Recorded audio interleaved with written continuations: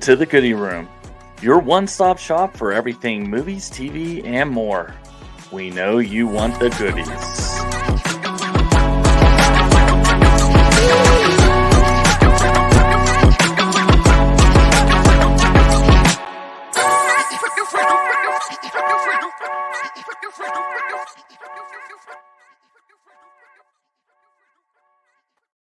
Welcome back to the Goody Room. I'm Matt the Nachos.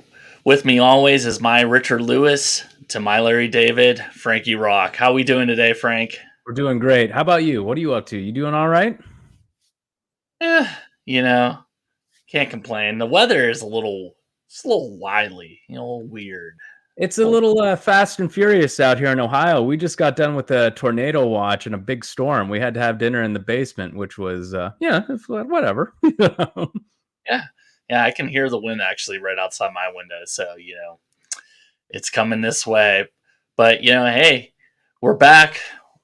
Another episode here.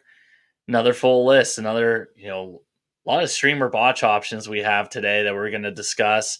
And then we're going to get into a little Goody Room lecture. We're going to talk about movie and show hot takes. Some things that might get, might be a little spicy. Maybe you guys will comment for once. Yeah, tell us we're wrong and we're crazy. Wouldn't this be great that this is the episode where this is where our angry fan or our arch nemesis appears?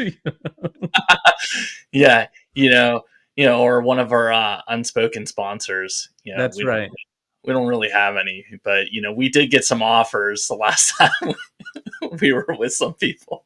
Dear unspoken sponsors who rarely, if ever, like or comment, if you want us to mention your names again, you have to buy us Dune Part 2 digital so we can watch it for free. That is the stipulation, right? If you want to sponsor us, you buy us stuff so we can watch it.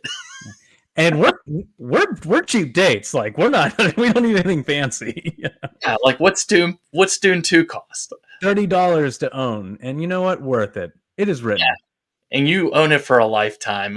And I know the one definitely wants to watch it. That's right. Yeah. He was very clear about that the last time we saw him. And now I feel like we're talking about the Powerpuff Girls. We got a lot to talk about. Let's get into it. All right, yeah, let's get right into it. Streamer Botch, all right? So these first couple, honestly, don't waste your time. I watched them, so you don't have to. The Marvels, currently streaming on Disney+. It's been on there for a while, if you didn't know. I wouldn't really, if you're bored, maybe put it on as background sounds, but it's a botch to me. Marvel has just not been the same since Infinity War. So, Frank, any comments? Anything to add? Still not on the superhero. I'm still off watching superhero movies, so I'm just like, I don't really care. But go on. What do you have next for us, Matt? Another superhero movie. No. Even worse. Aquaman 2. And we just so disappointing because we were big fans of the first one, and this got released out in theaters. Didn't hear a lot of good things. Waited for it to come on Max, which is HBO. I know they changed their name a bunch of times. It's confusing, but it's available to stream on Max if you're interested in watching it. Another botch for me. I've heard there has not been one good thing that I've heard about Aquaman 2. And as you said, we're big fans of the first one. That is so disappointing to me because I just think the first one is. I saw it twice in theaters, and I just remember sitting there just being blown away by the visuals and the scale of it all. I just was like, wow, this is just everything that it should be. And to hear that they dropped the ball so big on the second one, that breaks my heart a little bit. But then again, it is Warner Brothers, so what are you going to do? I know. And, we're starting out with two botches and they are superhero movies. Some people might be asking, right? Like they're kind of maybe on the page of view, right? Where they've kind of written these off for a while and they're still not watching them. If I had to say pick one to watch, I'm going to say the Marvels, which is shocking to me because, yeah. that is, that, and before we started recording, you had mentioned that because I had asked, and I that just makes it a little bit worse for me. One, because I was such a fan of Aquaman 1, but two, when the Marvels first hit theaters, we kind of talked a little bit about how it failed so miserably at the box office, and I actually really enjoyed the Miss Marvel TV show on Disney. I didn't think it was anything like spectacular, but it was a good time to watch. And I Mhm. felt like getting those three characters together should have been a big event. And they just were like, here it is, and there it goes. And it's just like, I feel like Disney really just didn't care on this when they're like, we're just doing this to say we did it. All right, here's another box checked. Boom. And that's unfortunate because I know there's a lot of Captain Marvel fans out there, but I've also heard I've actually heard good things about the Marvels, whereas Aquaman 2 I've heard nothing good about. Yeah. Yep. Oh, moving on, we have The Gentleman. So The Gentleman is a Netflix series that was based off of a Guy Ritchie movie, The Gentleman. So this is kind of like, just its little own kind of spin-off series of the same kind of, you know, story, or so, like around those lines. But I really like this uh, so much that I just ended up watching them all in like one sitting. It just really kept my attention. So basically, what it is um, I forget the character's name, but his father is dying. His father's kind of like royalty. Has like one of those duke statuses, and when he dies and they read off his will, his older brother really, according to like, English like law and stuff like that, like everything should have passed to the oldest son. The title, the house, the land, like everything that comes along with that, right? And what ends up happening is he ends up giving it to his youngest son, who, you know, you see some of these things like even Peaky Blinders, like kind of same story that I was Sure. like, right?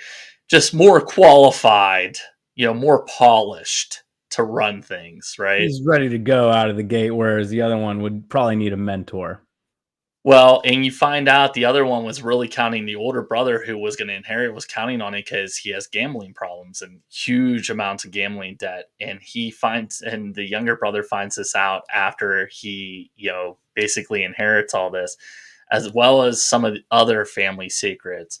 One of which he didn't realize, but his father actually agreed to have one of like a drug kingpin have their marijuana growing factory on his land in this like underground, Is and so this that's how they've been making money all these years. Let me ask you this, is that how it connects to the movie? Because I know that was like Matthew McConaughey's character in the movie. That was like his business. He had all of those underground drug plants. Do we Yeah, it's not really like connected to the movie. It's like Okay. its own thing, if that's where you're going. But it's a similar premise, like Okay. right. It's like it's the same story and everything, but it's really its own show. Like it's just a different visioning of it. You know Oh, what I mean? okay. Like kind of just like a reimagining. Yeah, yeah. Okay. Basically, is I how I like would describe it. I like the movie and I want to watch it. Just right now, I'm actually doing a good job recently getting through shows. But this one is still like two shows away from me for me, and I'm gonna get to it. I do want to watch, and to hear you say, well, what are your thoughts on it? Are you watched it all in one sitting essentially, right? So I'm Yeah, gonna it's a assume stream. you liked it. Yeah, it's a stream for me. I really enjoyed this. So basically the whole each episode is he's really trying to get his brother out of this mess. He's trying to cut his family away from like this drug, kind of underground world and everything. Sure. But what ends up happening is it ends up turning out that he's kind of cut out for it, and like so part of it he likes it, but part of it he doesn't want to be a part of it. You know. Right. Got it. So, what was I gonna say? Is it kind of like just any other Guy Ritchie movie with gangsters? You get like these hooligans that show up, and they all have like insane nicknames, like this is Tommy Knuckles, blah blah blah blah blah. Or So there's a lot of different like clans or yeah, gangs that show up. Like there's one that's like there's always like a gypsy gang, right? So yes, there's like Guy Ritchie, even in the Sherlock Holmes movie, he brought the gypsies in. Like, yeah, but you know, it like I just you know lately the last couple of years, some of these Guy Ritchie films and like you know even this series, I really like the way that the show is like just how it develops, how it's shot. Right, I right. like Wrath of Man comes to mind. Like I really enjoyed that. I feel Got a like lot of we could do a whole episode on Wrath of Man and just how like, and it's this movie, that movie flew under the radar, and it's just this really great movie. yeah. So I mean, I would highly recommend The Gentleman streaming on Netflix. Go check it out. All Next, right, all right, all right. We got yeah, Godzilla versus Kong. Sorry, Matt, I didn't mean to cut you off. I'm just excited. This movie, I actually saw it very quickly after we had saw Ghostbusters. I was on spring break and I just thought, yeah, I'm gonna go see this movie. I was telling people in a previous episode I wasn't sure about this one because I was so in love. I'm so in love with Godzilla -1. Very very serious take on Godzilla. But this movie, yes, Godzilla is in it, and Godzilla does, I'll get into him in a minute, but it really is Kong's movie. So it kind of did the old switcheroo on me. It follows Kong, and he goes deeper into Hollow Earth, which is, if you didn't see the first one, it's essentially the center of the Earth world where all these Titans come from. You're shaking your head. It's awesome. Shut up. Listen. Anyway, so Kong discovers more Kongs. There's a whole race of these big Kongs, and you have the evil guy that's reigning supreme, and Kong's like, I don't like that. So they get into a big fight.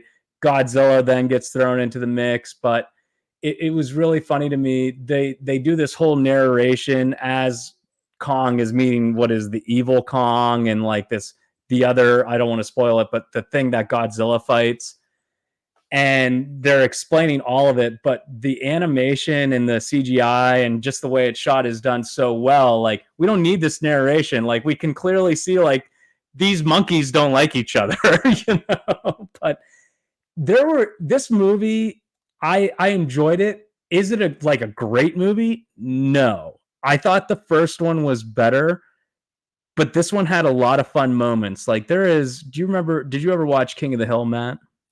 yeah, I did. You Well, kidding me? You kidding me? just What making happens if sure. they ask for their steak well done? Well, we politely ask them to leave. We politely ask them to leave. When Kong and Godzilla meet up again, they're like, hey, we were friends the last time we saw each other. That's off the table. Let's duke it out. And they're doing it around the pyramids. Why I bring up King of the Hill, I kid you not, King Kong grabs like a handful of sand and literally pocket sands Godzilla.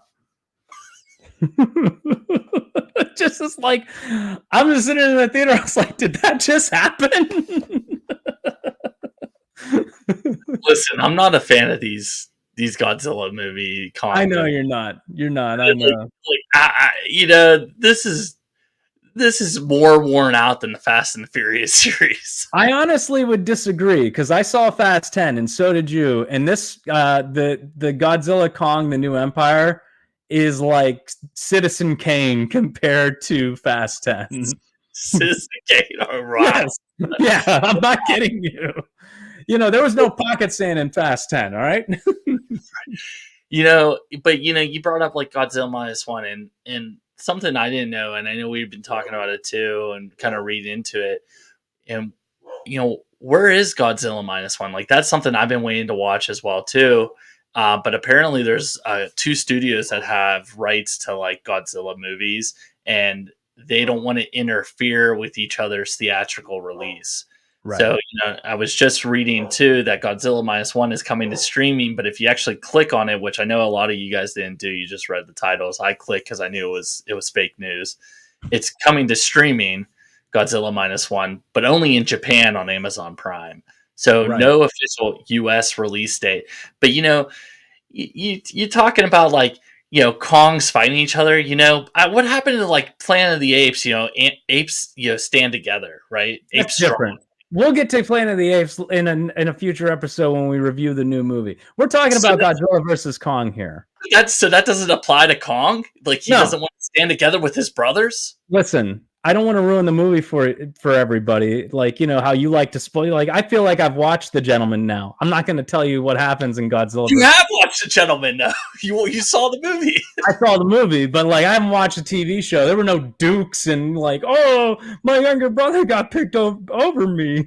If you go Wikipedia right now, that's the synopsis. I bet you. I'm sure. But anyway, no. Godzilla versus it's Godzilla X Kong. You know, I've heard it's Godzilla versus Kong, Godzilla and Kong. I was telling Matt, no one knows what it's really called. It's a choose your own adventure. Pick one and just roll with it. People know what you're talking about. Every time we bring it up or one of us tries to refer it, I think of it like a roulette or not roulette.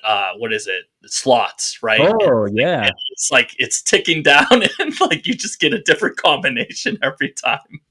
I will tell you though, before obviously this is a stream for me, I would recommend the first one over this one. But if you enjoyed the first one, you will like this one. Probably not as much, but they do something with Godzilla in this movie where he fights this other Titan pretty early on, and he absorbs his power, and he gets the pink fins, and I've been calling him Pink Godzilla. And I've been texting Matt this probably for the past month now. It's like Pink Godzilla is its own vibe, man. Like it's so he's just Doctor Strange now. Just absorbing like yes. Evil titans for their power. Right. Godzilla is like this power is now mine and I'm now pink. How about that? Okay. Well, yeah, guys, if you're like me, I'm not going to watch it. And chances are I probably will watch it, and I'm probably going to still have the same opinion that it's a botch. But I'm glad, Frank, you enjoyed it. I will say, because I agree with you that the first couple of this series, Godzilla with Heisenberg, the sequel to that, those are not good movies at all. Like they're just not good. I'm still hurting on that Heisenberg one. Yeah, they hype you up that it's going to be Heisenberg versus Godzilla, and then they switch him out for Kick-Ass like 20 minutes in. You don't even get a full like hour of Heisenberg. But I think Skull Island, I like Skull Island. Skull Island. I like how it was stylized in like a Vietnam era film. I thought that was unique.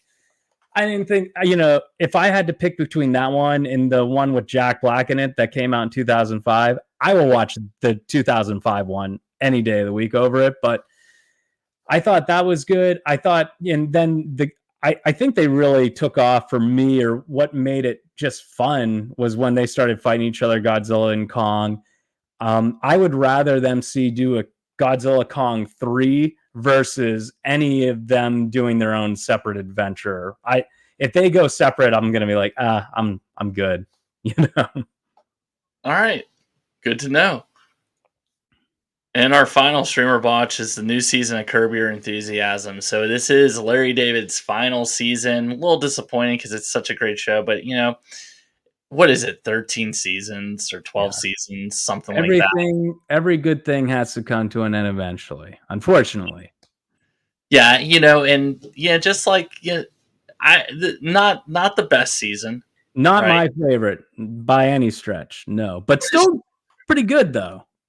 Pretty good. Pretty good. So what would you say your favorite season is? And you don't have to say the number, but like give me like the theme. I would hands down would have to say the Spite Shop season. Yeah. I also enjoyed not this last season, but the season beforehand where we were coming right off of COVID, and the first couple episodes were just like calling people out about like all the goofy things we all did during COVID, that it's like looking back on it, it's like, oh, I think we were being jerks. Like, you're a COVID hoarder. Yeah, right. Yeah. Yeah, so I would say Spite Store is my top one. It's right up there with the Fatwa, though. Like, I forgot about the Fatwa. The Fatwa, yeah. That's one of my favorite ones. I thought that was a really good season as well. Don't want to go to your niece's birthday party? Fatwa, sorry. Yeah, right. But those are so good.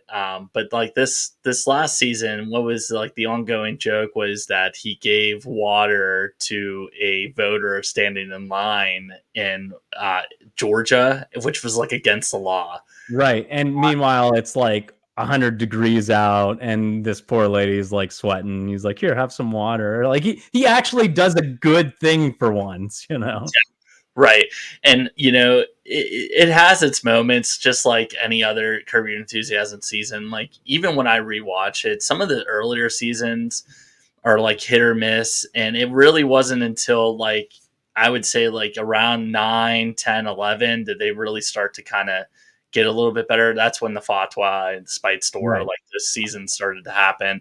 But yeah, I mean, like I still enjoy it. I still watch it. Like there are some jokes. Like we were making a joke the other day. We went out Right. with a bunch of friends, and Frank, your family, your brother. He had opened up our tab, and we were putting stuff on his tab, and I said, well, but I was the invitee. You were the invitor. The invitor pays. I That's don't right. think you should pay as the invitee. Um yeah, it just and if you've been watching the show and listening to our podcast, so all five of you, you have known like Matt and I have been just like indirectly putting the jokes like we record right after we watch these episodes most of the time or a few days after, so it's still fresh in our mind. And I'm just sad that it's over, and I'm just like, oh man, now I can't copy Larry David material to say, back. We're gonna have to find something else, I know, and that's part of it, right? Is like we watch these things, and it's just weeks of entertainment because you just bring the jokes into real life because they I apply. and not only that, but like, I guess this is just a little personal, but like, the thing about it is my favorite part of any time there's a new Curb Your Enthusiasm season is, we don't talk about my brother a whole lot on this podcast, but my brother is, I'm a few shows behind on my list. My brother is years and years and years behind on his list to the point where it's just comical.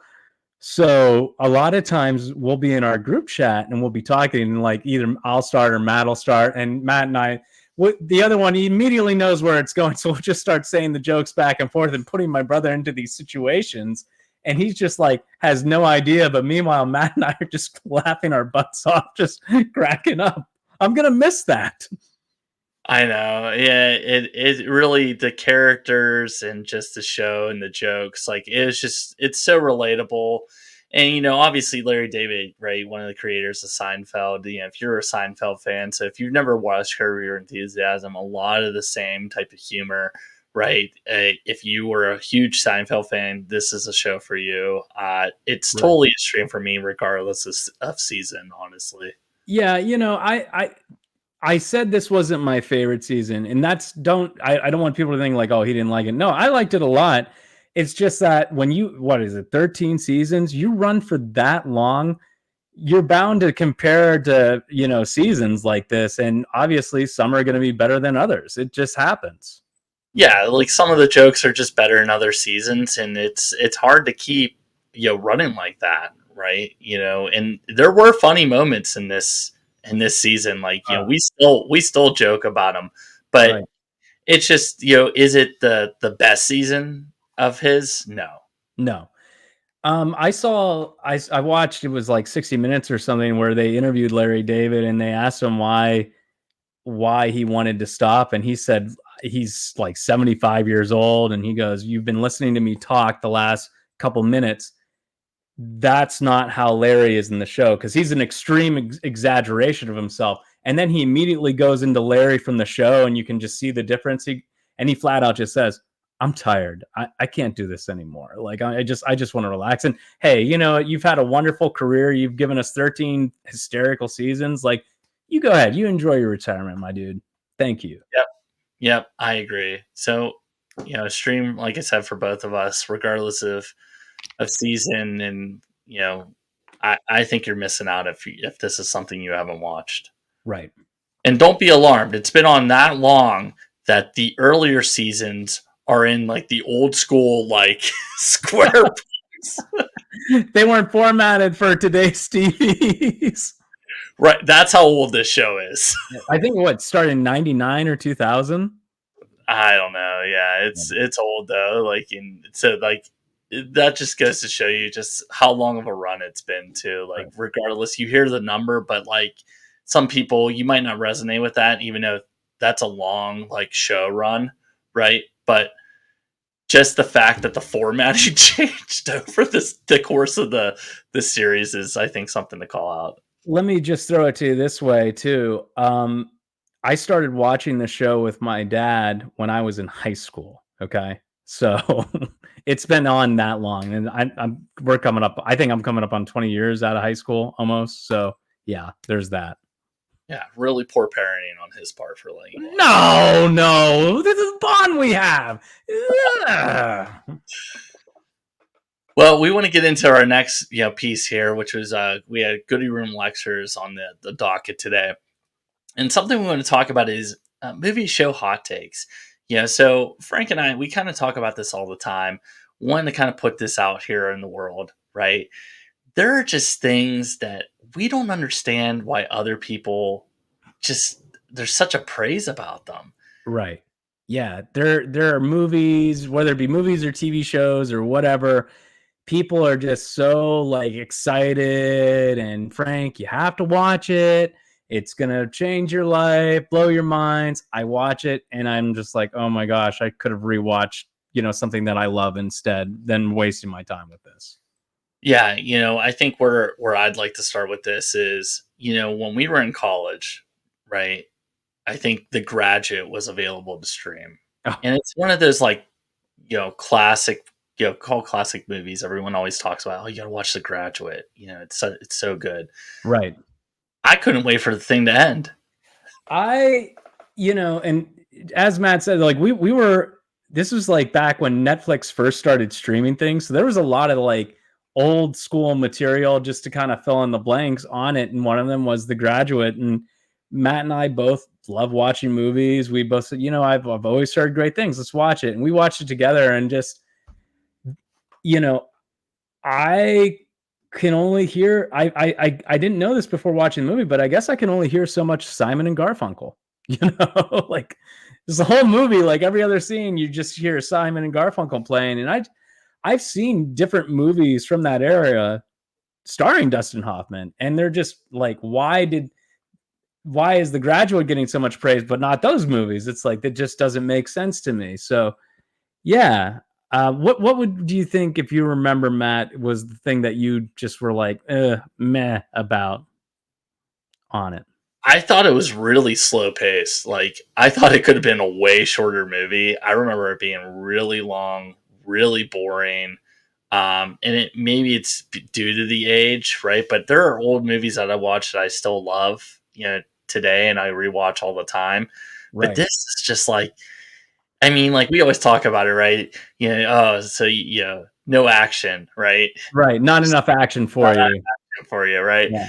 But like this was just really, really, really slow. I felt it was just again super boring to me. I really wasn't interested. How about you? I just felt like, I have no issue with things being slow. And this is a point I'm going to bring up for one of the things that I want to talk about here soon. I have no issue with things being slow, but if there is no payoff, or if you're just being slow for the sake of being slow, you have no idea what you're doing at that point. It's just like boring. Now, I'm sure there are people out there like, no, the slow is what makes it the best. Okay, what's so great about it being slow? Like, what payoff does it have? He has an affair with the mom. He starts dating the daughter. He then goes and ruins the daughter's wedding. And as they're driving off, the look on their faces are both like, okay, now what? Like, did we make the right decision? You're just kind of left on that. Yeah, And I just really felt beyond that 10-second, synopsis I just gave, or spoiler, for like what, a 70-year-old movie or something. My math's bad, but whatever. I just don't think it goes any deeper than that. And I wasn't expecting it to be like deep, but for the pacing and the amount of time spent with these characters, I just expected more, especially with all the praise it was getting. I mean, and it's kind of what I'm saying, right? It's just there's no payoff, right? Right. When you're just going on and on and on and on and on, and there's no nothing at the end that like to kind of bring that satisfaction to you, like watching this movie and investing your time. Because that's how I look at movies nowadays. Like I know sometimes we talk, and a lot of times in my old age now, I'm overly critical about movies, and sometimes You I are forget. getting more critical with age. You're like a rotting piece of cheese or something like that. I mean, it's true, right? Yeah, Like, and the reason is because it's taking my time. I value my time, and right. I want to watch something that I know I'm going to enjoy. And when I watch something that's like 2 hours long, 2.5 hours long, like the Marvels or Aquaman 2, right? And it's just not that great. Yeah, I'm going to be a little ticked off. Yeah, and it's always a disappointment because no one wants to go into a movie or show wanting to dislike it. We go into it wanting to be entertained, like with The Graduate, we probably went into it wanting to be part of that group of people that sing its praises and pick it apart, be like, well, this was my favorite part, what do you think this meant? And no one wants to be like, I hated it. It's a disappointment. Yeah, and it's just such a shame when that happens. So One of the, what's a movie or show that you hot will be a hot take that it's you a hot take, but it's like I'm kind of in a gray area because I'm gonna pick on Breaking Bad, and I like Breaking Bad. I think Breaking Bad is very good, but most of the time, anytime I talk with someone that's a fan, they will tell you it is the greatest show of all time. I disagree. I don't, and I guess shame on me. I don't know if I could pick a show better than it right now off the top of my head. But the biggest issue I have with Breaking Bad is I find that it is atrociously paced. Just so it's poorly paced. There are especially in the first season, first two seasons, there are multiple episodes where nothing happens and it serves no overall purpose to the story, and it can be a drag.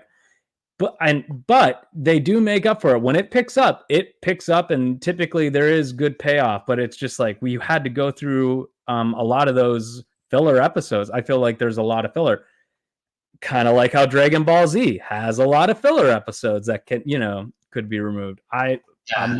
My good friend from high school is rewatching Breaking Bad right now, and he said he finished it really quick. And I said, "Man, you must have taken off work." And he goes, "Oh no, I didn't take off work. I watched in the evenings. I just skipped a lot of the filler episodes because nothing happens." And I said, "Yeah, well, that's big. I think that's the only problem Breaking Bad really has. I think it ended right when it should have. I think if it went on any longer, it would, I'd have a different opinion. Again, I like Breaking Bad, but I just think it's terribly paced and there's just a lot of filler." Yeah, when people tell me it's like the best show ever made, I know my brother's like that. And I'm just like, well, that's just like your opinion, dude. Yeah, it's Like, like your opinion, man. yeah, but you know, I don't have a problem with the filler episodes, especially like if it's something I'm not having to wait weekly for. Like, Sure. I don't mind watching them and kind of getting some more of that like story, Right. right? But But that's the thing, getting the story. Many of those episodes, there was not there were, other than like Heisenberg's up to the as per usual. Okay, but how is this moving the ultimate story forward? It really wasn't, and that's my thing. Sorry to well, interrupt. no, you're good. But I feel like some of that though is character development, right? Sure. You need some of that to kind of show how they're becoming more of this kind of person. But where I think Breaking Bad for me really, and this is what I tell people, I say it's an awesome show up until Gus Fring dies, and when he dies, the show dies with him. I would agree with that. I think what it was season 4 he goes, right? Yeah, It was towards the end. it was towards the end. Like I forget I forget how many seasons it is, but I always say like I believe it's like the last two seasons are a complete waste of time. I wouldn't I think the last 2 seasons, unlike other shows that we love and fell in love with, where the final season kind of ruined the whole show. essentially. I don't think Breaking Bad's ruined the show by any means. I think they stick the landing with the end, but I thought I agree. Like there just wasn't really anything happening after Gus had, been taken out, other than, it's just like, okay, clear, he's just gonna have to get caught at some point. You can't be playing these games and expecting to drive off into the sunset at the end. Well, and that's kind of the thing with some of these shows, right? These shows go on. We just kind of even talked about it with Kurt, but some of these shows are just one dimensional. Like, how much further can you really take, like a drug lord, right? Right. like, Yeah. like I even think about like Weeds. Like Weeds was a really good show, but after like so many seasons, it just got you're just tired of it. It's the same thing over and over again. And I have another hot take along those same lines. Yellowstone. I loved the first 2 seasons of Yellowstone. I thought it was so magnificent. I thought it was like Game of Thrones in the West, like a Western Game of Thrones. I just was like, this is exactly what I need. But I just don't think the showrunners expected it to go beyond 2 seasons, because after that, it just was like very repetitious. It's like, how many times can we see these characters do the same things and nothing's really been moving forward? And I think it was season 3. I will tell you, I thought the storyline was overly confusing for no reason. Like I had to go online and be like, okay, what is going on? And even then I was still like, that doesn't connect. See, now you got me going, right? Now Right. you got me all like fired up. I'm ready to go. I'm gonna Let give me another through. one here, right? Yeah. Ready? Throw it in Ready? a log. Go. The Walking Dead. Oh my gosh. Let me just paint a picture for you right quick. Here's how The Walking Dead is broken down. We get a season where characters are traveling, okay? And they're searching for the place to stick it out through the apocalypse. Towards the end of that season, they find that place. But something's a little off about it. The next season, they're at this place, okay? And they're going on, they're going on, they're going on. Something's amiss, and the gang has to pull a Scooby-Doo and solve the mystery. Someone screws this picturesque community that they found up, typically Rick, and then the following season they're on the road again. Rinse and repeat, rinse and repeat, rinse and repeat. And I think it went on for like 11 seasons. Dude, And it they're went on forever. And you stopped watching it, and I was still watching it I because like know. so to give you like people who haven't watched it, I thought I really got hooked on it. The first season, season 2 was slow, it's a lot of story. Right. Season 3 is, in my opinion, the best season that I have watched. I I really, will. that's the Governor. If for the Everything you just said, seasons 1, 2, and 3, I'm going to agree 100%. A lot of people hate season 2. It's like, hey, hey, hey, this is where character development really happened. It's like when Rick became Rick. That whole dynamic with Shane. Like, hey, I was dead. You took care of my wife, but you got to move back aside. I'm back now. Okay, you're not the husband anymore. right, but after season 3, like I kept watching it, and you were waiting for that next big villain to come, Right. right?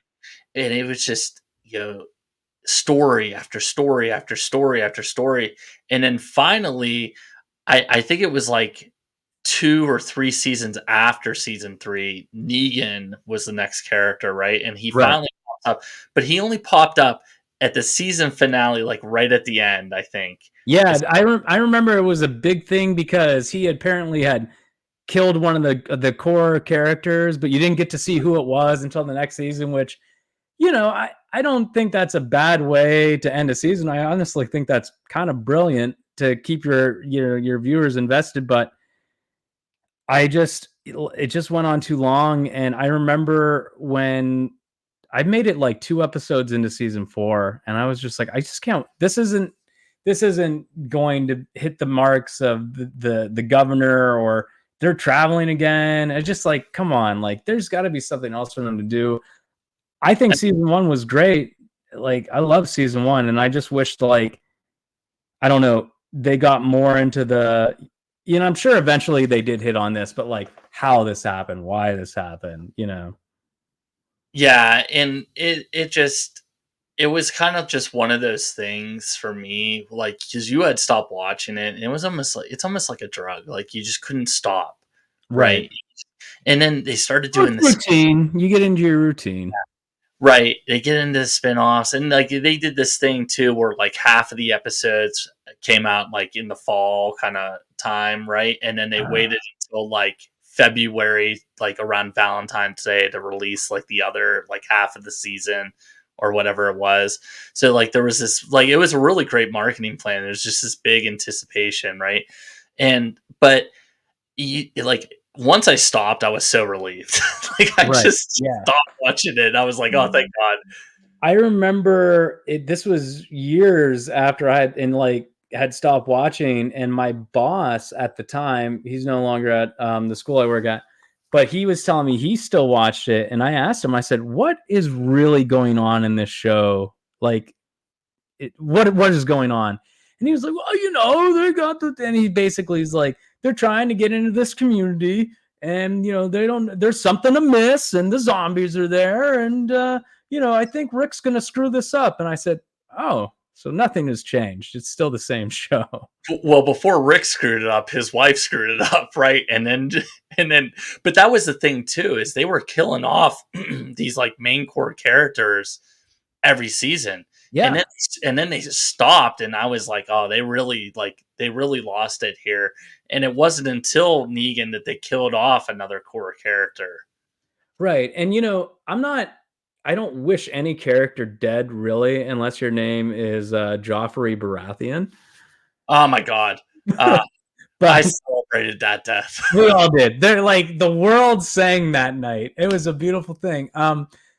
I don't think I'm not wishing any character dead. Really, I'm not. But if you're going to keep going on and on and on, if you're like a serious drama, someone's eventually people are going to have to start dropping. Like that just keeps it interesting. It gives it's we because death is something that we all experience throughout our lives, and it's interesting to see people like characters we love and like obsess over go through similar. It's like how we as the audience connect. But if you're not going to put your characters through traumatic experiences that really rock the boat, what are we doing? You know what I mean? Yeah, and I think where we're going with these shows here, if anyone like listening has like heard something, is that there's an expiration date on these things. Yes. Right? After so many seasons, the ideas just get stale, right? There's really nowhere else to take it. It's the same thing that's repeated over and over and over again. And some people really like that. But Right. to me, like I like it when you kind of take it a bit further or it goes somewhere else. I also just think, every story should have a beginning, middle, and end. And I understand that sometimes when you start a show, you don't know how long the show is going to run or something. But if you've been on for 4 years and you're still like doing the same old song and dance, much like The Walking Dead was doing, and you're not taking us to our climax or resolution or show us that like, hey, there is a plan in mind. And I think Yellowstone was falling into this too. There just wasn't really a plan. And the showrunner that thought like Kevin Costner was going to stick around for like 6 or 7 seasons, that's insane. If you knew anything about Kevin Costner, that man, they're lucky they got him for 4, Yeah, Um, it just like have a you got to start wrapping it up eventually, and it's not that we don't want your show to end, but I feel like if the show does end and you do stick the landing, people are going to talk about your show forever. Like I still run into people that are still talking about the Sopranos ending. That was however long ago. Exactly, and that's all we're saying is like Yeah. there's an expiration date, right? Sometimes these shows they run on longer, mainly because of the money coming in, right? Sure. People are still watching, still It's a interested, business. It's a business. right? But all we're saying as fans who enjoy watching these things is that after a while, like, and it's expected, right? The story is going to get stale. There's only so many places to take it. But Frank, something I wanted to ask you though, we've been talking about a lot of shows. What's a movie? Give me a hot take movie. All right. So in the year 2008, there was a movie that came out by the name of Slumdog Millionaire, directed by celebrated director Danny Boyle. He did Train Spotting. 127 hours. You chances are you have seen a Danny Boyle movie without knowing you did. But this is the one that he won like it won Best Picture, Best Screenplay, like it won all the awards. And if you remember, it's the movie about the Indian version of Who Wants to Be a Millionaire, and it's about a poor kid who goes on the show, and he's able to not guess. He knows the answers because it's associated with like an event in his life.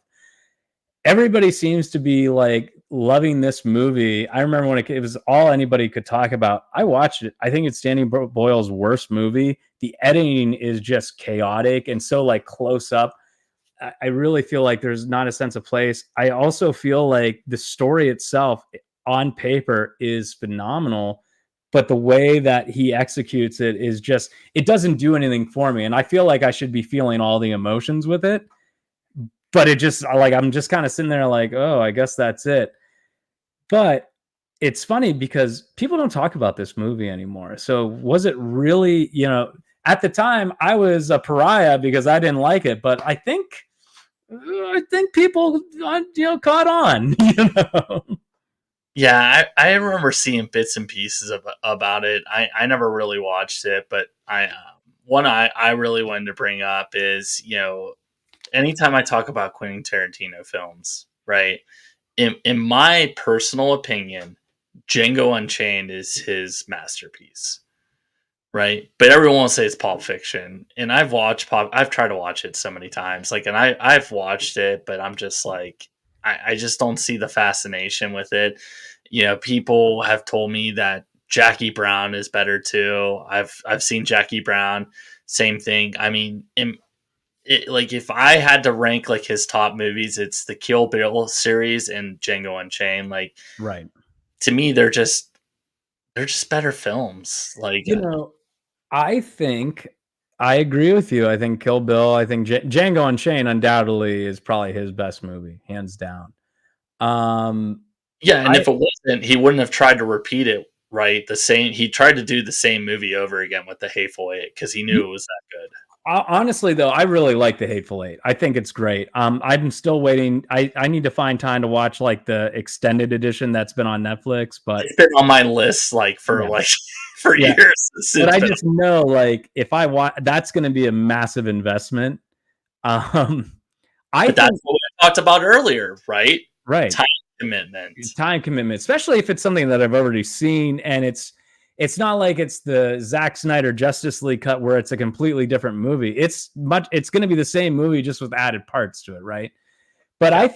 I think the one that I don't think it's forgotten about, but I think Reservoir Dogs, his first movie, is leaps and bounds better than Pulp Fiction. And it has a similar type of like broken up timeline. You're seeing like, okay, this is the beginning, this is the end, this is right before the heist, this is where during the heist, things like that. I think the characters are much more interesting. I think the tension is much better. I don't think Pulp Fiction is a bad movie. It's just certainly not my favorite Quentin Tarantino movie.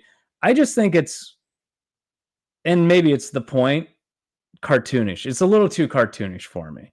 Like he goes all in on the cartoony side of things where I just feel like it's all for laughs and I don't know. Whereas in Django Unchained, yes, there are cartoonish moments for sure, but it also is serious too. And it has a good story. Whereas Pulp Fiction, I feel like is very broken up and it really doesn't go anywhere.